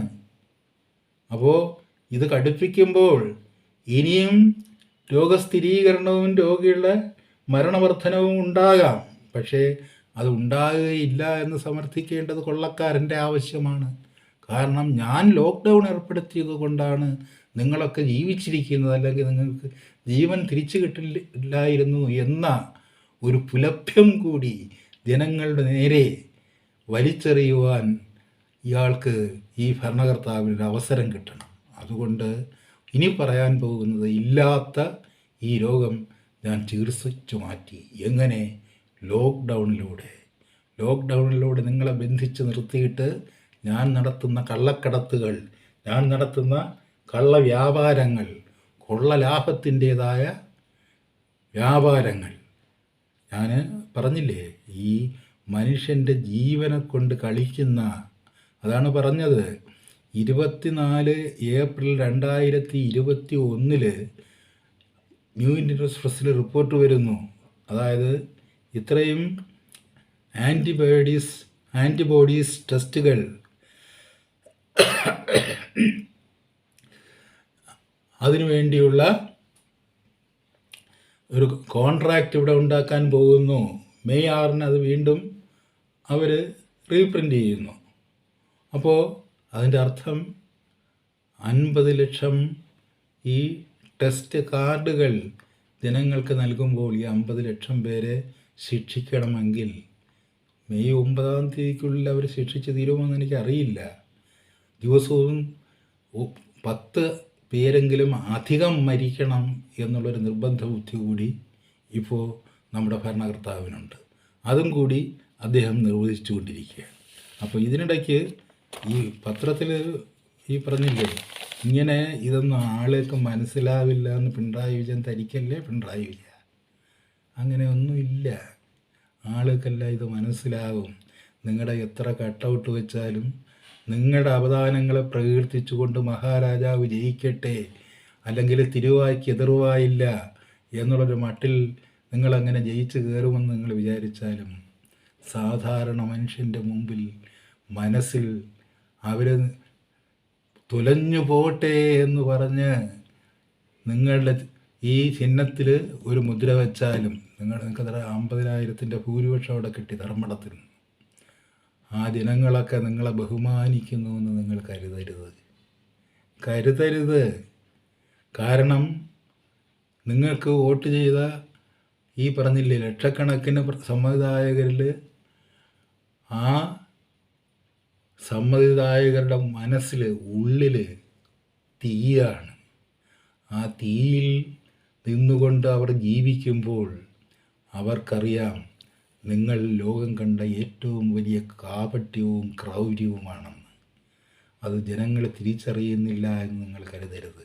നിങ്ങൾ ചെല്ലുമ്പോൾ നിങ്ങളെ സ്വീകരിക്കാൻ ബാൻഡ് മേളവും അല്ലെങ്കിൽ അവിടുത്തെ ശീവേലിയും എല്ലാം പുറത്തേക്ക് വരികയും ആളുകൾ ചുറ്റും നിന്ന് നൃത്തം ചെയ്യുകയും ബഹുലമായ ഒരു താരനിശ നിങ്ങൾ നടത്തി, ഒരു റിയാലിറ്റി ഷോ നടത്തി നിങ്ങളുടെ പരിപാടികൾക്ക് പര്യവസാനം ഉണ്ടാക്കുമ്പോൾ എന്നെ ആളുകളൊക്കെയും ബഹുമാനിക്കുന്നല്ലോ എന്ന് പണ്ട് രാജാക്കന്മാർ വിശ്വസിച്ചതുപോലെ, പണ്ട് രാജാക്കന്മാരൊക്കെ വിശ്വസിച്ചിരുന്നു, അതുപോലെ നിങ്ങളും വിശ്വസിക്കുന്നുണ്ടാകും. പക്ഷേ വെറുതെയാണ്. സാധാരണക്കാരനെന്ന് പറഞ്ഞ ഒരു മനുഷ്യജീവി ഇവിടെ ഉണ്ട്. അത് നിങ്ങളീ പറയുന്നത് പോലെ നിങ്ങൾക്ക് കുടപിടിക്കാനും നിങ്ങൾക്ക് വിടുപണി ചെയ്യുവാനും തയ്യാറായി നിൽക്കുന്ന കോലകങ്ങളിൽ ഈ സേവകരായി കോലം കെട്ടി നടക്കുന്ന ഒരു വിഭാഗമുണ്ട്. ഈ ജനങ്ങളൊക്കെ അങ്ങനെയാണെന്ന് നിങ്ങൾ കരുതരുത്. അതുകൊണ്ട് നിങ്ങൾക്ക് വോട്ട് ചെയ്തവരും നിങ്ങളെ വോട്ട് ചെയ്ത് വിജയിപ്പിച്ചവരുമെല്ലാം നിങ്ങളോട് പറയുന്നത് നിങ്ങൾ അരുതായ്മകൾ ചെയ്തുകൊണ്ടിരിക്കുന്നു, ഞങ്ങളത് മനസ്സിലാക്കുന്നു എന്ന് തന്നെയാണ്. നിങ്ങൾക്ക് വേറൊരു ചിന്ത വേണ്ട, തെറ്റിദ്ധാരണ വേണ്ട. വേണമെങ്കിൽ നമുക്ക് വേറൊരു വോട്ടെടുപ്പും കൂടെ നടത്തിയാൽ ഞാൻ ഇനിയും കൂടുതൽ ഭൂരിപക്ഷത്തിന് ജയിച്ചു വരുമെന്ന് പറഞ്ഞു. വോട്ടെടുപ്പ് ഒന്നിൻ്റെയും മാനദണ്ഡമല്ല. വോട്ടെടുപ്പ് പോലെ തരികിടകളുടെയും പൂർണ്ണതയാണ്. ഒരു ജനാധിപത്യ വ്യവസ്ഥയിലെ വോട്ടെടുപ്പ് പല തരികിടകളുടെയും പൂർണ്ണതയാണ്. അത് എമ്മിന് ഭൂമി പതിച്ചു കൊടുക്കുമ്പോഴും ആഴക്കടൽ എഴുതി കൊടുക്കുമ്പോഴും ഒക്കെ നിങ്ങൾ നടപ്പിൽ വരുത്തുന്ന തരികിടകളുടെ ഒരു പൂർണ്ണതയാണ്. അത് വെള്ളാപ്പള്ളി നടേശനെയും ഒരു ഭാഗത്ത് സുകുമാരൻ നായരെയും മറുഭാഗത്ത് ക്രിസ്റ്റോസത്തെയും മറുഭാഗത്ത് KCBCയെയും മറുഭാഗത്ത് ഈ മുസ്ലിം പൗരപ്രമുഖന്മാരെയും ഒരേപോലെ ആശ്ലേഷിക്കുന്ന തരികിടയുടെ ഒരു ഭാഗമാണ് വോട്ടെടുപ്പ് എന്ന് പറയുന്നത്. അതിൽ ജനങ്ങളുടെ ഇച്ഛ പ്രതിഫലിക്കുന്നില്ല. ജനങ്ങൾ ബന്ധിതരാണ്. പല ബന്ധങ്ങളാലും പല ചുറ്റുപാടുകളാലും പല ചങ്ങലകളാലും. അത് മതത്തിൻ്റെ ചങ്ങലകൾ, അല്ലെങ്കിൽ ഒരു ഉദ്യോഗസ്ഥ സമൂഹത്തിലാകുമ്പോൾ സർവീസിൻ്റെ ചങ്ങലകൾ, അങ്ങനെ ഒരു തൊഴിൽ സംഘടനയിലാകുമ്പോൾ ആ സംഘടനയുടെ ചങ്ങലകൾ, ആ ചങ്ങലകളൊക്കെ മുറുകുമ്പോൾ ഒരു പക്ഷേ നിങ്ങൾക്ക് അല്ലെങ്കിൽ നിങ്ങളുടെ തന്ത്രശാലിത്വത്തിന് ചില വിജയങ്ങൾ സിദ്ധിച്ചു എന്ന് വരും. പക്ഷേ അഹങ്കരിക്കരുത്. അഹങ്കരിച്ചിട്ട് കാര്യമില്ല. എല്ലാ അഹങ്കാരവും നിങ്ങൾക്ക് ഇപ്പോൾ ഒരു തരത്തിലുള്ള മാനസിക സംതൃപ്തി തരുന്നുവെങ്കിൽ ഈ അഹങ്കാരങ്ങളെല്ലാം ഒലിച്ചുപോയി നിങ്ങൾ ഒരു നിശൂന്യതയിൽ, അതായത് ഓർമ്മകളുടെ ഒരു നിശൂന്യതയിൽ, കേരളം ഏറ്റവും വെറുക്കപ്പെട്ട ഒരു രാഷ്ട്രീയ നേതാവ് ആര് എന്നൊരു ചോദ്യം ഉന്നയിക്കുമ്പോൾ അതിലാദ്യം തെളിഞ്ഞു വരുന്ന മുഖമായി നിങ്ങൾ ഇതിനകം അധപ്പതിച്ച് കഴിഞ്ഞിരിക്കുക. വേറൊന്നും കൊണ്ടല്ല, വേറൊന്നും നിങ്ങളുടെ വൈരാഗ്യം കൊണ്ടല്ല. നിങ്ങൾ മനുഷ്യൻ്റെ ജീവൻ കൊണ്ട് കളിക്കുകയാണ്. ഓരോ ദിവസം കൂടുന്തോറും 10 പേരെയെങ്കിലും അധികം കൊല്ലാൻ കഴിയുന്നു എന്ന് അവകാശപ്പെടുന്ന ഒരു ഭരണാധികാരി. ഇന്ന് 50 പേരെ കൊന്നെങ്കിൽ നാളെ 60 പേരെ കൊന്നു, മറ്റന്നാൾ 70 പേരെ കൊന്നു. അതെൻ്റെ ഭരണസാമർഥ്യമെന്ന് പറയുന്ന ഒരു ഭരണാധികാരി. ആ ഭരണാധികാരി കേരള ചരിത്രത്തിലെ ഏറ്റവും വെറുക്കപ്പെട്ട ഒരു ചിത്രമായിരിക്കും. അത് ചരിത്രത്തിൻ്റെ നീതിയാണ്. അതങ്ങനെ തന്നെ ആയിരിക്കും. ഇത് പറയുമ്പോൾ എനിക്ക് പ്രധാനപ്പെട്ട കാരണം ഒരു സംഭവം നിങ്ങളെ ഓർമ്മിപ്പിക്കാനുള്ളത്, ഒരു ഷമീർ എന്ന് പറയുന്ന അദ്ദേഹം ഒരു ഭിഷഗ്വരനാണ്, അലോപ്പതി ഭിഷഗ്വരനാണ്. അദ്ദേഹം ഇങ്ങനെ COVID-19 എന്ത് എന്ന് അദ്ദേഹത്തിന് യാതൊരു പിടിപാടുമില്ലെങ്കിലും അദ്ദേഹം അതിൻ്റെ ആധികാരികനാണ്. അതിൻ്റെ ശാസ്ത്രത്തെപ്പറ്റി ഞാൻ ഈ പറയുന്ന ഷമീറിനോട്, നിങ്ങൾ ഇതിനെപ്പറ്റി എന്തെങ്കിലും പഠിക്കാൻ ശ്രമിച്ചിട്ടുണ്ടോ?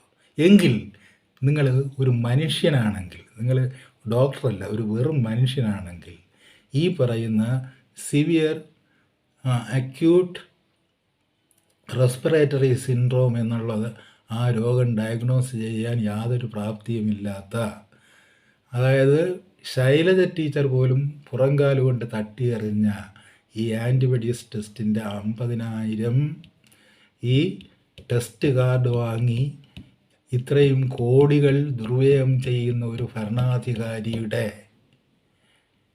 സേവകനായിട്ട് നിങ്ങൾക്കെങ്ങനെ ഈ സമൂഹത്തിൻ്റെ മധ്യത്തിൽ തല കാണിക്കാൻ കഴിയുമെന്ന് ഞാൻ ചോദിക്കുകയാണ്.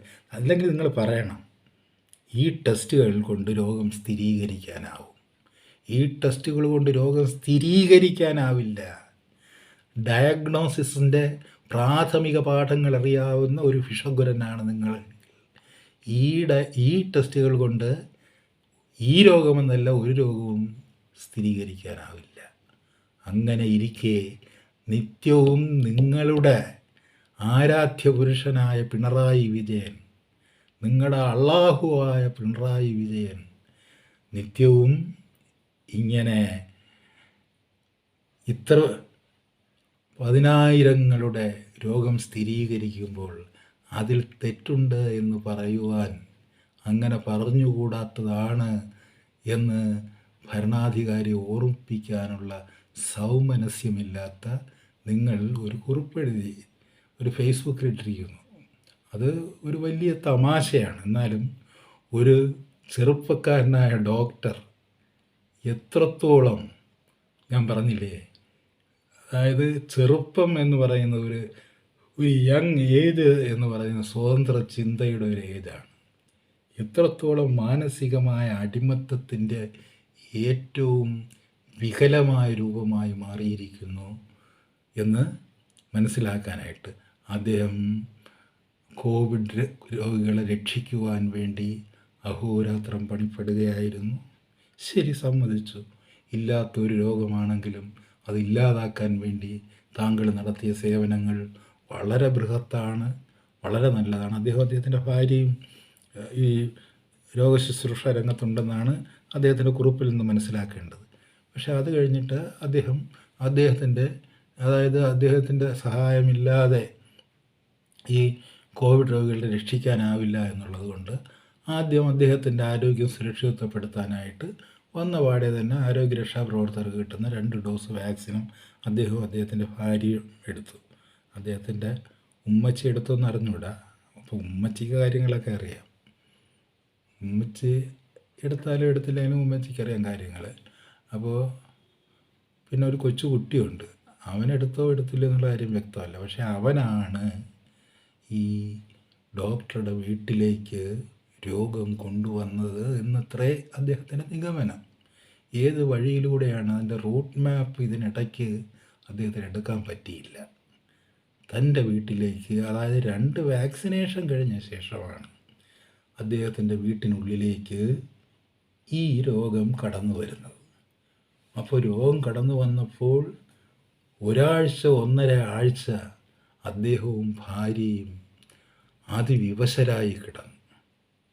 അപ്പോൾ അതിനകത്തൊരു രസകരമായൊരു കാര്യമുണ്ട്. അദ്ദേഹത്തിൻ്റെ ഭാര്യ ഈ ഈ ഹെൽത്തിൻ്റെ ഇതാണെന്ന് അറിഞ്ഞു. എന്നാൽ ഇദ്ദേഹം പറയുന്നുണ്ട്, ഞാൻ എപ്പോഴും മാസ്ക് ധരിക്കുന്നുണ്ടായിരുന്നു, അതുകൊണ്ട് ഞാനല്ല ഇത് കൊണ്ടുവന്നത്. ഒന്ന് ആലോചിച്ച് നോക്കൂ. ഒരാൾ ഒരു വീട്ടിൽ രോഗം ഉണ്ടാകുമ്പോഴത്തേക്ക് ആ രോഗം കൊണ്ടുവന്നത് ആര് എന്ന് പറഞ്ഞിട്ട് അങ്ങനൊരു കലഹം ഉണ്ടാകുന്ന ഒരവസ്ഥയിലാണോ നമ്മൾ ജീവിക്കുന്നത്? നമ്മുടെ വീട്ടിൽ ഒരാൾക്കൊരു രോഗമുണ്ടായി, അദ്ദേഹം എവിടെയെങ്കിലും പോയപ്പോൾ രോഗം ഉണ്ടായി കൊണ്ടുവന്നു. അതിന് നീയല്ലേ രോഗം കൊണ്ടുവന്നത്? അല്ല, ഞാനല്ല, കാരണം ഞാൻ മാസ്ക് ധരിച്ചിട്ടുണ്ടായിരുന്നു, അതുകൊണ്ട് ഞാനല്ല, ഞാൻ വഴിയല്ല എന്ന് പറഞ്ഞ് എൻ്റെ ഭാഗം സമർത്ഥിക്കാൻ ശ്രമിക്കുന്ന ഒരു ഡോക്ടർ. അപ്പോൾ അദ്ദേഹം ഇത്രമാത്രം മഹാനാണ്. അദ്ദേഹവും ഭാര്യയും ഈ 2 ഡോസ് വാക്സിൻ എടുത്തതിന് ശേഷവും അതിപരവശരായി നിലം പറ്റി കിടക്കുകയായിരുന്നു, യാതൊരു നിവൃത്തിയുമില്ലാതെ. അപ്പോൾ അങ്ങനെ കിടക്കുമ്പോൾ അത്ഭുതം സംഭവിക്കുന്നു.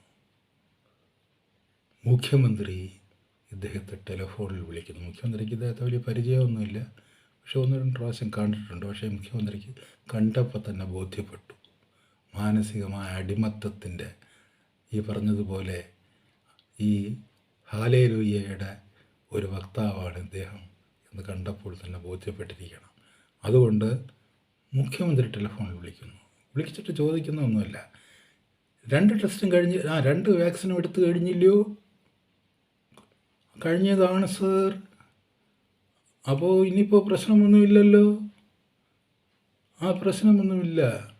ആശ്വാസമുണ്ടോ? 2 ഡോസ് എടുത്തതിന് ശേഷം പിന്നെ ആശ്വാസം ഉണ്ടോ എന്തിനാണ് ചോദിക്കുന്നത്? 2 ഡോസ് കഴിഞ്ഞിട്ട് കുഴപ്പമൊന്നുമില്ലല്ലോ, ആശ്വാസമുണ്ടോ? ആശ്വാസമല്ല സർ, ആവേശമാണ് സർ. ഞാൻ റിസൾട്ട് കണ്ടുകൊണ്ടിരിക്കുകയാണ് സർ. താങ്കളുടെ വിജയം അങ്ങനെ കുതിച്ച് കയറുന്നത് കണ്ടുകൊണ്ടിരിക്കുകയാണ് സാർ. എനിക്ക് ആശ്വാസമല്ല, ആവേശമാണ് സർ ഉണ്ടായിക്കൊണ്ടിരിക്കുന്നത്. എത്ര നല്ല ഫിഷഗുരൻ! ആവേശം കൊണ്ട് രോഗത്തിൻ്റെ അസ്ഖ്യതകളൊക്കെ അങ്ങ് കൈമോശം വന്നുപോയ ഒരവസ്ഥയിൽ നിന്നുകൊണ്ട് അദ്ദേഹം പറയുകയാണ്, ഇത് ഒരു നാണവുമില്ലാതെ എഴുതി പിടിപ്പിച്ചിരിക്കുകയാണ്. അപ്പോൾ എന്താണ് പറയുന്നത്? അപ്പോൾ ഉമ്മച്ചി പറയുന്നു, അദ്ദേഹം വിളിക്കുമ്പോഴത്തേക്ക് നിൻ്റെ രോഗമൊക്കെ അങ്ങ് പോകും.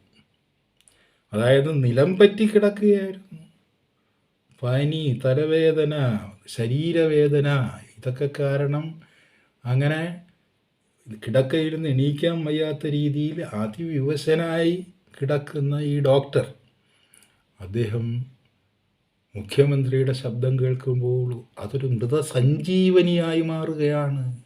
അപ്പോൾ ഉമ്മച്ചി പറയുന്നത്, എനിക്കത് നേരത്തെ അറിയാമായിരുന്നു. ഉമ്മച്ചിക്കറിയാം, ഉമ്മച്ചിക്ക് കുറേ കൂടെ ലോകപരിചയമുണ്ട്. അത് നിൻ്റെ രോഗം ഇത്രയേ ഉള്ളൂ, നിൻ്റെ രോഗം ഇത്രയേ ഉള്ളൂ, നിൻ്റെ COVID-19 ഇത്രയേ ഉള്ളൂ, അത് കൊച്ചാണ് കൊണ്ടുവന്നതെന്നും പറയരുത്.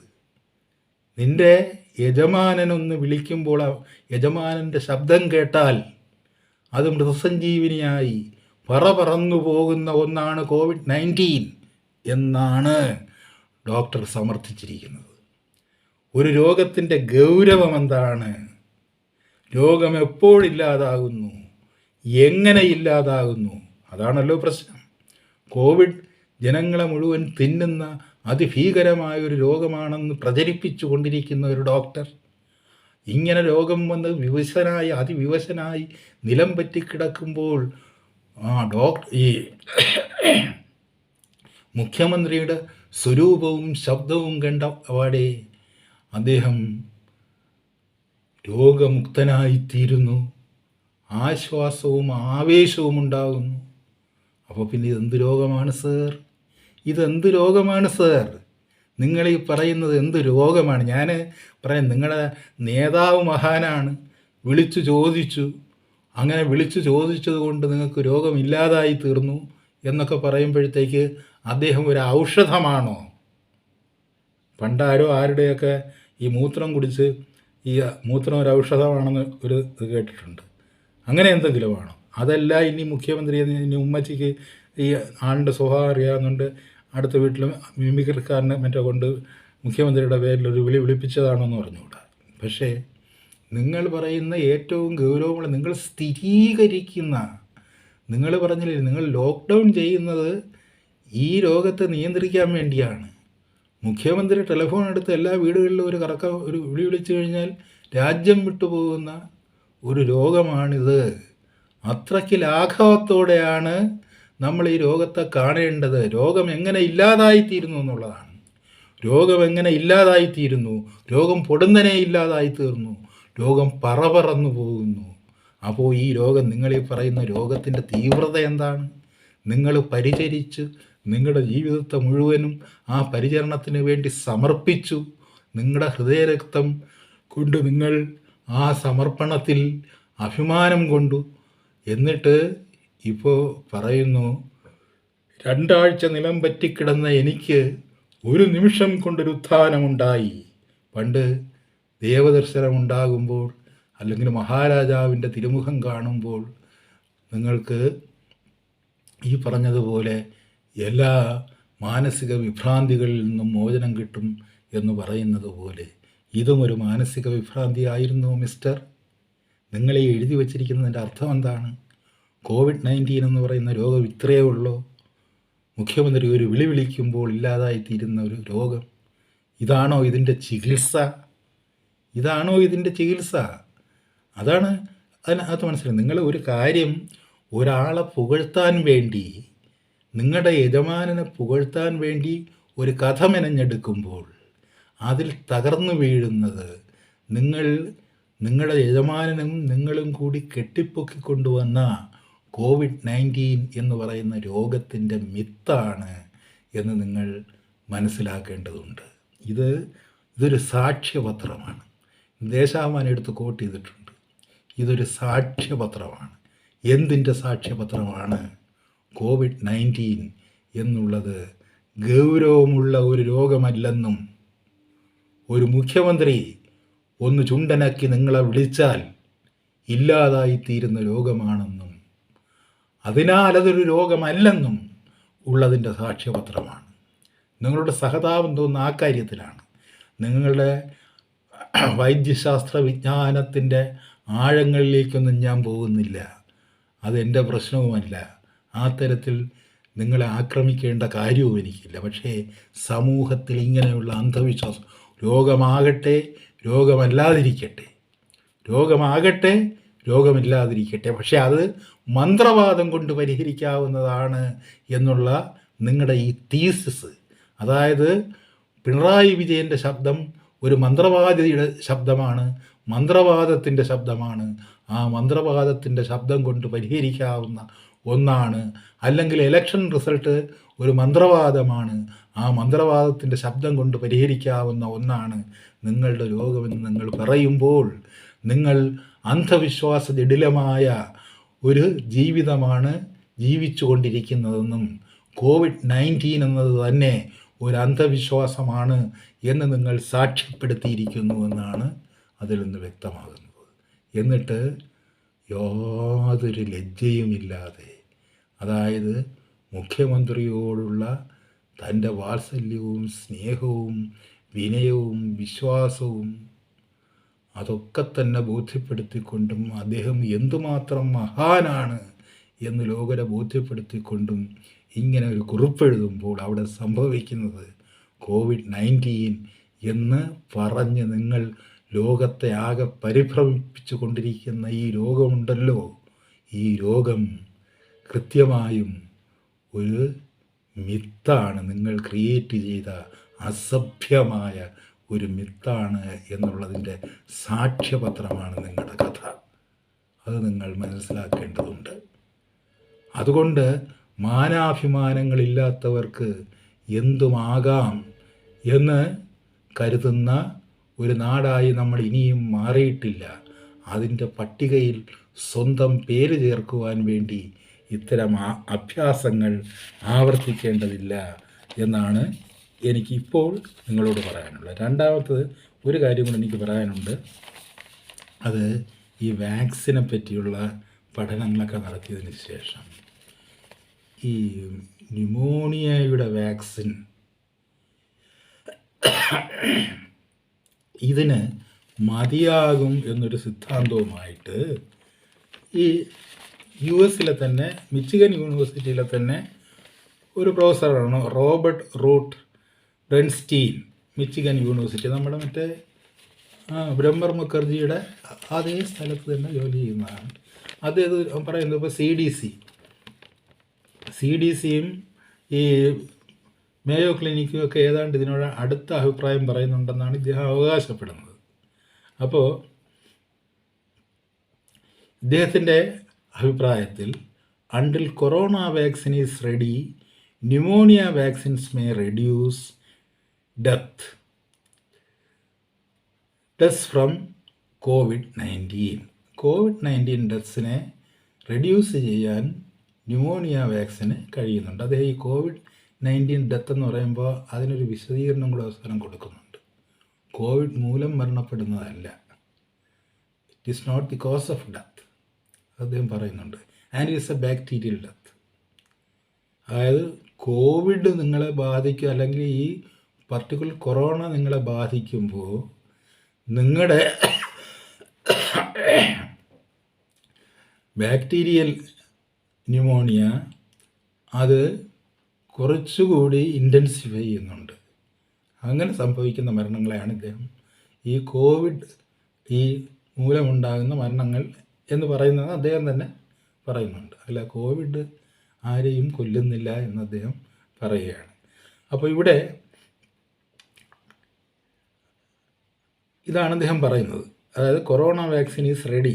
അപ്പോൾ റെഡിയായി കഴിഞ്ഞു, നാട് നീളെ കൊറോണ വാക്സിനാണ്. നമ്മൾ 1 കോടി വാക്സിൻ നമ്മൾ ഇനി വാങ്ങുന്നുണ്ട്. ഇതെല്ലാം കൊണ്ട് ഇവിടെ കൊണ്ട് തള്ളും എൻ്റെ പിണറായി വിജയൻ സഖാവേ. ഇതിൻ്റെ എല്ലാം കൊള്ളലാഭം നിങ്ങൾ എവിടെയാണ് മറച്ചു വയ്ക്കുന്നത്? ഏത് കടലിൽ കൊണ്ട് താഴ്ത്തും? അപ്പോൾ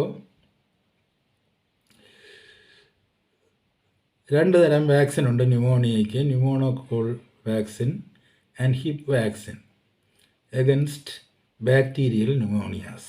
ബാക്ടീരിയൽ ന്യൂമോണിയാസ്, അതായത് ഇതൊരു ന്യൂമോണിയയുടെ ഒരു വകഭേദമാണെന്ന് പറയുന്നത് തന്നെ ഇത് ഈ ഇങ്ങനെയുള്ള ഈ കൊറോണ വാക്സിന് ഈ ന്യൂമോണിയൽ ബാക്ടീരിയ, അതായത് ഹ്യൂമൻ സെല്ലുമായിട്ടല്ല, ന്യൂമോണിയൽ ബാക്ടീരിയയെ ഇൻഫ്ലുവൻസ് ചെയ്യാൻ കഴിയും. അല്ലെങ്കിൽ നമ്മുടെ ഹാർട്ടിനെ ലങ്സിനെ ഈ ബാക്ടീരിയൻ ആക്രമണത്തിന് കുറേ കൂടി സസെപ്റ്റബിളാക്കി തീർക്കാൻ കഴിയും. അവിടെയും അത് ഡയറക്റ്റായിട്ട് നമ്മുടെ ലങ്ങിനെ ബാധിക്കുന്നു എന്ന് പറയുന്നില്ല. അതായത് ഈ സാധനം നമ്മുടെ ലങ്ങിനെ അങ്ങനെ ബാധിച്ചൊരു ഇൻഫെക്ഷൻ ഉണ്ടാക്കുന്നില്ല. അതായത് ഒരു ബാക്ടീരിയൽ ഇൻഫെക്ഷൻ ഉണ്ടെങ്കിൽ ആ ഇൻഫെക്ഷനെ കടുപ്പിക്കാൻ, നമ്മുടെ ലങ്ങിൽ ഒരു ബാക്ടീരിയൽ ഇൻഫെക്ഷൻ ഉണ്ടെങ്കിൽ ആ ഇൻഫെക്ഷൻ കടുപ്പമുള്ളതാക്കാൻ ഈ കൊറോണ വൈറസിന് കഴിഞ്ഞേക്കുമെന്നാണ് പറയുന്നത്.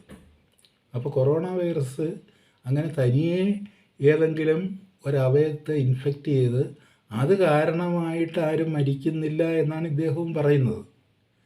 അപ്പോൾ I found that pneumococcal vaccines afforded statistically significant protection against COVID-19. അതായത് COVID-19 എതിരായിട്ട് ഒരു സിഗ്നിഫിക്കൻ്റ് ആയിട്ടുള്ള പ്രൊട്ടക്ഷൻ കൊടുക്കാൻ ഇപ്പോൾ ന്യൂമോണിയയ്ക്ക് കൊടുത്തുകൊണ്ടിരിക്കുന്ന വാക്സിൻ മതിയാവും എന്നാണ് അദ്ദേഹം പറയുന്നത്. Mayo clinic holds the same view. മേയോ ക്ലിനിക്കിൻ്റെ അഭിപ്രായം ഇതാണ്. അതുകൊണ്ട് നിങ്ങൾ ഈ ഇതെന്ന് പറഞ്ഞില്ല, ഇപ്പോൾ ഈ ഒരു ഡോക്ടർ 2 ഡോസൊക്കെ എടുത്തിട്ട് വീട്ടിൽ കിടന്ന് ഒരുപാട് കഷ്ടപ്പെട്ടു. അങ്ങനെ കഷ്ടപ്പെടണമെന്നൊന്നും ഇല്ലെന്നാണ് ഈ സാഹിബ് പറയുന്നത്, മിച്ചിഗൻ യൂണിവേഴ്സിറ്റിയിലെ സാഹിബ് പറയുന്നത്. The majority of Covid patients and in some studies nearly all are infected with streptococci. അതായത് കോവിഡ് പേഷ്യൻസിനെ നമ്മൾ പരിശോധിച്ച് നോക്കുമ്പോൾ and in some studies and nearly all studies of COVID patient എന്നും പറഞ്ഞ് നമ്മൾ പരിശോധിക്കുന്ന മിക്കവാറുമുള്ള, അല്ലെങ്കിൽ ഒട്ടുമിക്കവാറും അല്ല ഏതാണ്ട് പൂർണ്ണമായിട്ടുമുള്ള കേസസ് ഒക്കെ തന്നെ ദേ ആർ ആൾ ഇൻഫെക്റ്റഡ് വിത്ത് സ്ട്രെപ്റ്റോകോക്സി. സ്ട്രെപ്റ്റോകോക്സി എന്ന് പറയുന്നൊരു ബാക്ടീരിയയാണ് മിക്കവാറും നമ്മൾ ഈ COVID-19 രോഗികളിൽ കാണുന്നത്. ഈ വൈറസ് അല്ല. COVID-19 രോഗികൾ എന്ന് പറഞ്ഞ് നമ്മൾ പരിശോധിക്കുന്നവർ കാണുന്നത് the majority of Covid patients and in some studies nearly all are infected. എല്ലാവരും ഇൻഫെക്റ്റഡ് ആണ് with streptococci which causes pneumococcal pneumonia എന്ന് പറയുന്ന ന്യൂമോണിയ ഉണ്ടാക്കുന്ന സ്ട്രെപ്റ്റോകോക്കൈ എന്ന് പറയുന്ന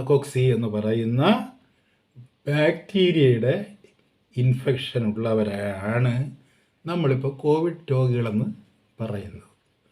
അതായത് കോവിഡ് രോഗികളെന്ന് വെച്ചാൽ കൊറോണ വൈറസിൻ്റെ ഇൻഫെക്ഷനല്ല, സ്ട്രെപ്റ്റോകോക്സൈ. അത് നമ്മൾ പരിശോധിച്ചിട്ടുള്ള ഒട്ടുമിക്കവാറും അല്ല ഏകദേശം പൂർണ്ണമായിട്ടുമുള്ള രോഗികൾ തന്നെ സ്ട്രെപ്റ്റോകോക്സൈ എന്ന് പറയുന്ന ഈ ന്യൂമോണിയയുടെ bacteria, it is a bacteria, streptococci എന്ന് പറയുന്ന ഈ ബാക്ടീരിയ ബാധിച്ചിട്ടുള്ളവരെയാണ് നമ്മൾ ഇപ്പോൾ COVID-19 രോഗികൾ എന്ന നിലയിൽ പരിശോധിച്ചു കൊണ്ടിരിക്കുന്നത്. അപ്പോൾ ഈ സ്ട്രെപ്റ്റോകോക്സൈൻ്റെ ഈ പ്രവർത്തനത്തെ ഏതെങ്കിലും തരത്തിൽ ഒന്ന് സപ്പോർട്ട് ചെയ്യാൻ ഒരു പക്ഷേ ഈ വൈറസിന് കഴിഞ്ഞിരിക്കും എന്നതിൽ കവിഞ്ഞ് വൈറസ് ഡയറക്റ്റായിട്ട് ആരെയും ഇൻഫെക്റ്റ് ചെയ്യുന്നില്ല എന്നുള്ള പഴയ theory now it is approved of by Mayo Clinic. ഇപ്പോൾ പിണറായി വിജയൻ്റെ മേയോ ക്ലിനിക്കും അത് അംഗീകരിക്കുന്നുണ്ട്. അതുകൊണ്ട് corona has become a myth. ഇനി CDC കൂടെ പറഞ്ഞാൽ മതി, FAD CDC കൂടെ പറഞ്ഞാൽ മതി. ബാക്കി മേയോ ക്ലിനിക്കും പറഞ്ഞു കഴിഞ്ഞു. കാര്യം വെച്ച് കഴിഞ്ഞാൽ ഈ COVID-19 രോഗികൾ എന്ന നിലയിൽ ഞങ്ങൾ പരിശോധിച്ചു കൊണ്ടിരിക്കുന്ന രോഗികളിൽ മിക്കവാറും എല്ലാവരും തന്നെ സ്ട്രെപ്റ്റോകോക്സൈ എന്ന് പറയുന്ന ഒരു ബാക്ടീരിയയുടെ ഇൻഫെക്ഷന് വിധേയരായിട്ടുള്ളവരാണ്. അപ്പോൾ ആരാണ് അവിടുത്തെ ഇൻഫെക്ഷൻ്റെ ഏജൻ്റ്? ഏതാണ്? സ്ട്രെപ്റ്റോകോക്സൈ എന്ന് പറയുന്ന ബാക്ടീരിയയാണ്. ആ ബാക്ടീരിയയുടെ രോഗമുള്ളവരെയാണ് നമ്മൾ COVID-19 രോഗികളെന്ന് വിളിക്കുന്നത്. അവരെയാണ് നമ്മൾ കോവിഡ് രോഗികളെന്ന്. അപ്പോൾ ഇതുകൊണ്ടുള്ളൊരു പ്രയോജനം എന്താണെന്ന് വെച്ച് കഴിഞ്ഞാൽ നമുക്ക് ഈ കൊറോണ വൈറസ് എന്നും പറഞ്ഞ് ഒന്നും ഉണ്ടോ ഇല്ലയോ ഒന്നും നമുക്ക് അറിഞ്ഞുകൂടാ. ആരും ഒന്നും ശരിക്കൊന്നും അതിൻ്റെ സ്പെസിഫിക്കേഷനൊന്നും ആയിട്ടില്ല. അതിനങ്ങനെ ഇൻഫെക്റ്റ് ചെയ്യാനുള്ള വൈറൽ ലോഡൊന്നും ഇല്ല. അപ്പോൾ അത് ഉണ്ടായാലും ഇല്ലെങ്കിലും നമുക്കുള്ളൊരു പ്രയോജനം എന്ന് പറയുന്നത് ഇപ്പോൾ ഇതിങ്ങനെ ഈ പറഞ്ഞില്ലേ ഇതിൽ നിന്ന് തലവേദനയോ പനിയൊക്കെ ഉണ്ടാകുമ്പോഴത്തേക്ക് നമ്മൾ ഈ തരത്തിൽ നമ്മുടെ ശരീര പരിശോധന നടത്തുമ്പോഴത്തേക്ക് നമ്മൾ ന്യൂമോണിക് ആണെന്ന് കണ്ടു കഴിഞ്ഞാൽ അവസാനം നമ്മൾ ചെന്നെത്തുന്നത് ഈ ബാക്ടീരിയൽ ഇൻഫെക്ഷനിലാണ്. അങ്ങനെ ബാക്ടീരിയൽ ഇൻഫെക്ഷൻ ട്രേസ് ചെയ്യാനുള്ളൊരു ഉപാധി എന്നുള്ള നിലയിൽ ഒരു പക്ഷേ ഇതിനെക്കുറിച്ചുള്ള ഭയം നമുക്ക് ഉപകരിച്ചിട്ടുണ്ടാവും എന്നാണ് പറയുന്നത്. This would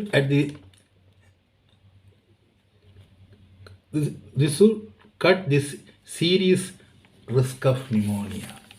അപ്പോൾ അതായത് നമ്മൾ ഇവർക്ക്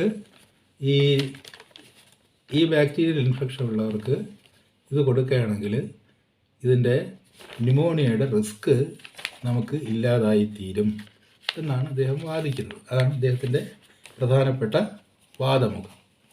അപ്പോൾ ഞാൻ പറഞ്ഞുകൊണ്ട് വന്നത്, ഇന്നലെ പറഞ്ഞതിൻ്റെ പിന്തുടർച്ചയായിട്ട് ഇന്നും പറയുന്ന ഒരു കാര്യം, നമ്മുടെ ഈ പറഞ്ഞില്ലേ, ഇതിൻ്റെ ഈ ഒരു ഇൻഫെക്ഷൻ എന്ന് പറയുന്ന infectiousness is not at all confirmed.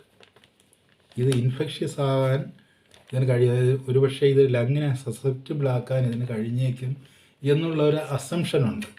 അപ്പോൾ ഈ മിച്ചിഗണിലെ ഡോക്ടർ കൂടി അവസാനം പറയുന്നത്, ഈ സ്ട്രെപ്റ്റോകോക്സൈ എന്ന് പറയുന്ന ഒരു ബാക്ടീരിയൻ ഇൻഫെക്ഷൻ കൊണ്ടുണ്ടാകുന്ന ന്യൂമോണിയ ഉണ്ട്.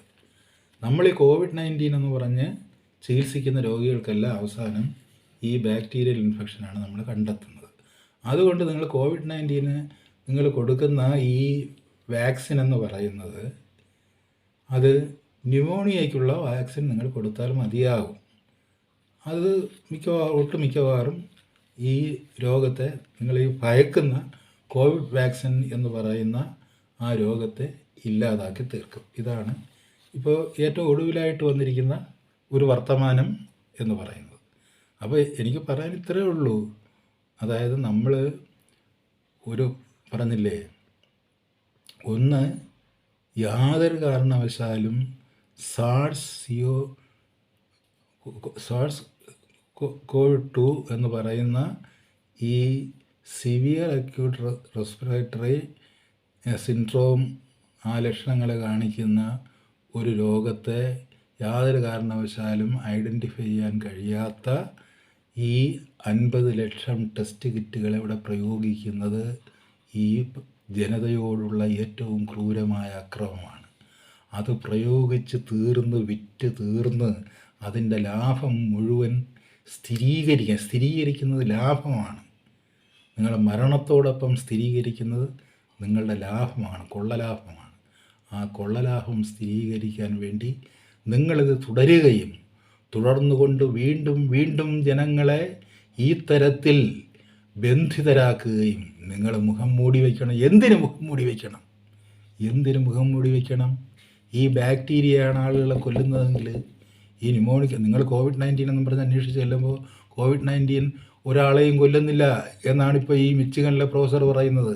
മിച്ചിഗണിലെ പ്രൊഫസർ എന്ന് വെച്ചാൽ ബ്രഹ്മർ മുഖർജിയുടെ അതേ ഇൻസ്റ്റിറ്റ്യൂട്ടിലെ തന്നെ പ്രൊഫസറാണ്. രണ്ടുപേരും ഒരു സ്ഥലത്താണ് പ്രവർത്തിക്കുന്നത്. അപ്പോൾ മിച്ചിഗണിൽ ഒരു റൂമിലിരുന്നുകൊണ്ട് ബ്രഹ്മർ മുഖർജി ഇവിടുത്തെ മരണത്തിൻ്റെ വിളവെടുപ്പ് നടത്തുമ്പോൾ മറു റൂമിലിരുന്നു കൊണ്ട് ഇരിയാൻ പറയുകയാണ്. അതായത് നമ്മൾ പരിശോധിച്ച COVID-19 ഈ രോഗികളിൽ ഒട്ടുമിക്കവാറുമല്ല, ഏതാണ്ട് എല്ലാവരും തന്നെ ഈ ബാക്ടീരിയൽ ഇൻഫെക്ഷൻ ഉള്ളവരാണ്, ന്യൂമോണിക് ബാക്ടീരിയൽ ഇൻഫെക്ഷൻ ഉള്ളതാണ്. ആ ന്യൂമോണിക് ബാക്ടീരിയൽ ഇൻഫെക്ഷൻ്റെ ലക്ഷണങ്ങളെയാണ് നിങ്ങൾ ഈ പാവം കൊറോണയുടെ ലക്ഷണങ്ങളായിട്ട് വ്യാഖ്യാനിച്ചെടുക്കുന്നത്. അവർക്കെല്ലാം ഇത് നേരത്തെ ഉണ്ടായിരുന്നു എന്ന് പറഞ്ഞു കഴിഞ്ഞാൽ എന്താണ്? അല്ല, ഈ പറഞ്ഞില്ലേ, ഈ കൊറോണ എന്ന് പറയുന്ന വൈറസിൻ്റെ ഒരു പിന്തുണയോടുകൂടിയാണ് ഈ ബാക്ടീരിയ ഇത് ചെയ്യുന്നതെന്ന് വേണമെങ്കിൽ പറയാം. അല്ലാതെ ഇതിനങ്ങനെ പ്രത്യേകിച്ച് അങ്ങനെ ഈ കൊറോണ എന്ന് പറയുന്നത് when it is alone it is nothing. അതുകൊണ്ടാണ് അത് നമ്മുടെ ശരീരത്തിൽ വന്നിട്ട് ഉള്ള മറ്റു പല വൈറസുകളെ പോലും തിരിച്ചു പോകുന്നത്. അതിനെ പ്രതിരോധിക്കാൻ വേണ്ടി വായും മൂക്കും കെട്ടി നടക്കണമെന്നും പൊതുസ്ഥലങ്ങളിൽ പോകരുതെന്നും 5-10 പേര് ഒന്നിച്ചിരിക്കരുതെന്നും പറയുമ്പോൾ നിങ്ങൾ കാര്യകാരണങ്ങൾ സഹിതം പറഞ്ഞ് ബോധ്യപ്പെടുത്തണം. ഇവിടെ ഇത് മുഴുവനും ലോകം മുഴുവനും ബന്ദ് ചെയ്ത് വെച്ചിട്ട് അതിൻ്റെ മുകളിൽ കയറിയിരുന്ന് അഹങ്കരിക്കുമ്പോഴത്തേക്ക് ഒരാളെ കൊണ്ട് നിങ്ങൾക്ക് അതിനൊരു ശാസ്ത്രീയ വിശദീകരണം നൽകാൻ കഴിയണം. ഇതൊരു ഡെഡ്ലി വൈറസ് ആണെന്ന് നിങ്ങൾക്ക് പറയാൻ കഴിയണം. It is not at all a deadly virus. It has been established. അത് 1-2 തവണയല്ല, ലോകത്ത് ആർക്കൊക്കെ പറയാമോ അവരൊക്കെ പറഞ്ഞു കഴിഞ്ഞു it is not a deadly virus. രണ്ടാമത്, even if it is a deadly virus, your antibody test cannot and would not diagnose this deadly virus and its infection and the disease caused by it.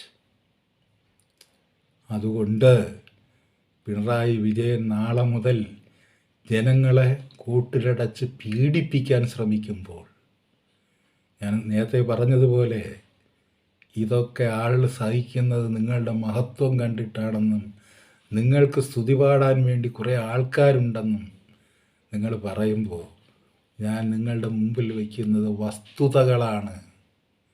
COVID-19 പേരിൽ നമ്മൾ പരിശോധിച്ചിട്ടുള്ള ഈ രോഗികളൊക്കെ തന്നെയും ഒരു particular bacterial infection ലങ്സിലുള്ളവരാണ്, അവർ ന്യൂമോണിക്കാണ് എന്നാണ് പറഞ്ഞത്. അത് bacterial infection ആയതുകൊണ്ടാണ്. ആ ബാക്ടീരിയൽ ഇൻഫെക്ഷൻ വരുമ്പോൾ ആൻറ്റിബയോട്ടിക്സ് ആണ് കൊടുക്കേണ്ടത്. ആ ആൻറ്റിബയോട്ടിക്സ് കൊടുത്ത് ട്രീറ്റ്മെൻറ്റ് കൊടുത്ത് ന്യൂമോണിയ കൺട്രോൾ ചെയ്യുന്നതിന് പകരം നിങ്ങൾ ചെയ്യുന്നത് എന്താണ്? ശ്വാസം മുട്ടൽ ഉണ്ടാകും. ന്യൂമോണിയ ആകുമ്പോൾ ശ്വാസം മുട്ടലുണ്ടാകും. ആ ശ്വാസം മുട്ടലില്ലാക്കാൻ വേണ്ടിയാണ് ആൻറ്റിബയോട്ടിക്സ് കൊടുക്കേണ്ടത്. അപ്പോൾ അതിന് വാക്സിനുണ്ട്, അതിന് ആൻറ്റിബയോട്ടിക്സ് ഉണ്ട്. അത് കൊടുക്കുന്നതിന് പകരം എവിടെ ഓക്സിജൻ സിലിണ്ടർ എന്നന്വേഷിച്ചുകൊണ്ട് ഓക്സിജൻ കിടക്കകളും ഓക്സിജൻ സിലിണ്ടറുകളും കൊണ്ട് ഞാൻ എൻ്റെ രാജ്യം സമൃദ്ധമാക്കാൻ പോകുന്നു എന്ന് പറയുന്ന ഈ രാജാവും രാജാവിൻ്റെ സേവകനായ ഈ ഡോക്ടറും, അയാൾ പറഞ്ഞതെന്നാണ് ഏറ്റവും വലിയൊരു സത്യം വെളിപ്പെടുന്നത്. കാര്യം വെച്ച് കഴിഞ്ഞാൽ ഇതിൻ്റെ മുഴുവൻ പരാധീനതകളും, ഈ രോഗത്തിൻ്റെ മുഴുവൻ ശല്യങ്ങളും, ഈ രോഗത്തിൻ്റെ മുഴുവൻ അസ്വസ്ഥതകളും, ഈ രോഗത്തിൻ്റെ മുഴുവൻ ഈ പറയുന്നത് പോലെയുള്ള എല്ലാ ദുഃഖങ്ങളും, എല്ലാ തകർച്ചകളും അത് ഒരു പിണറായി വിജയൻ എന്ന വാക്ക് കേൾക്കുമ്പോൾ ഇല്ലാതായിത്തീരുന്നു എന്ന് പറയുമ്പോൾ തന്നെ ആ രോഗം മാനസികമാണ്. ആ രോഗം മാനസികമാണ്. അതുകൊണ്ടാണ് ഞാൻ പറഞ്ഞത് ഇത് ഒരു സൈക്കോളജിക്കലായിട്ടുള്ളൊരു ഇഷ്യൂ ആണ്. നമ്മുടെ മലയാളികളെ സംബന്ധിച്ചിടത്തോളം ഇത് മനഃശാസ്ത്രപരമായ ഒരു ഇഷ്യൂ ആണ്. ഇതൊരു സോഷ്യൽ ഹലൂസിനേഷനാണ് ഈ രോഗം ഒട്ടുമിക്കവാറും.